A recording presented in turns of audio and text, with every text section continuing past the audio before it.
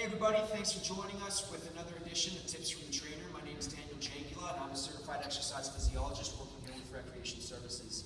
For today's video, I wanted to share with you an exercise. It's called the Pallof Press. It's a really great exercise to train core stability, for creating and maintaining tension. It's really great for posture. This particular exercise is kind of like an anti-rotation exercise. So as I'm going through that and I'm creating that tension, it kind of wants to pull me to the side and kind of pull me into rotation. So a lot of the muscles that we're working is pretty much the whole core, but you're definitely going to be feeling a lot more in the obliques. We're also going to be getting a little bit of hip stability out of the deal too, so it's not too bad. Now today I'm just going to be using a resistance band. But if you're up in any gym, if you're up in the ALC or anything like that, a lot of the cable stacks are really suitable for this exercise, so you can use that.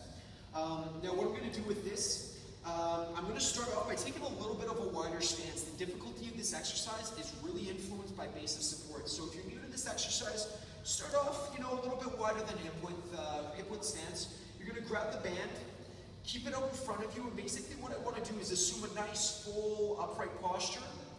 And I want to maintain that throughout the whole range of motion. So I want to resist being pulled out of this position.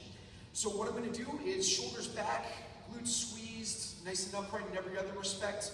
And I'm just going to press out full elbow extension. When I'm at the end here, there's a much greater lever arm, which is going to want to pull me, as I said, coming to the side and into rotation. So the key to this exercise is having to resist those forces there, okay? Now, a really common error I see with a lot of people is they'll kind of like lean away from it or lean into one leg more than the other to try to compensate. Again, I want to keep myself nice and centered, nice and balanced, in great posture.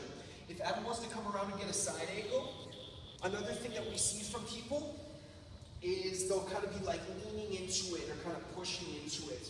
So again, I want to try to keep my shoulders back, keep my spine upright as I'm going through that motion, okay?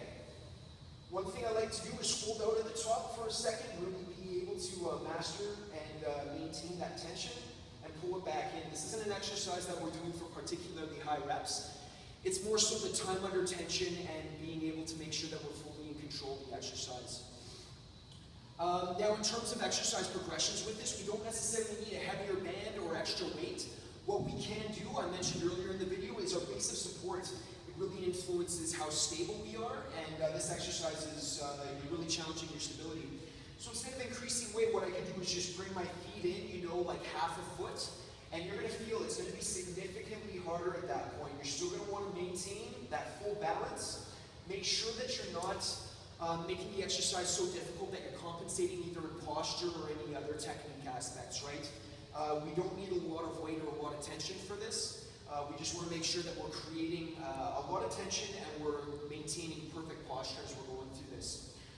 So altering your base of support is a really great way to make this exercise more challenging. I mentioned earlier also, just holding out at that point of max tension, hold that for a second before you bring that back in. That's another great way to make it a little more difficult. And again, in the same vein of altering your base of support, I can get down into kind of a half kneeling posture as well. So you're going to be feeling this a little bit differently. You're going to be a little less stable in this position, so it makes it a little more difficult to do the movement, okay?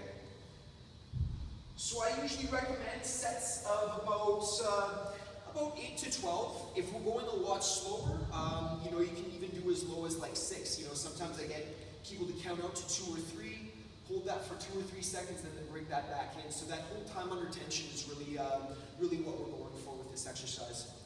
I think that's all I'm going to touch on for today. Thanks for tuning in.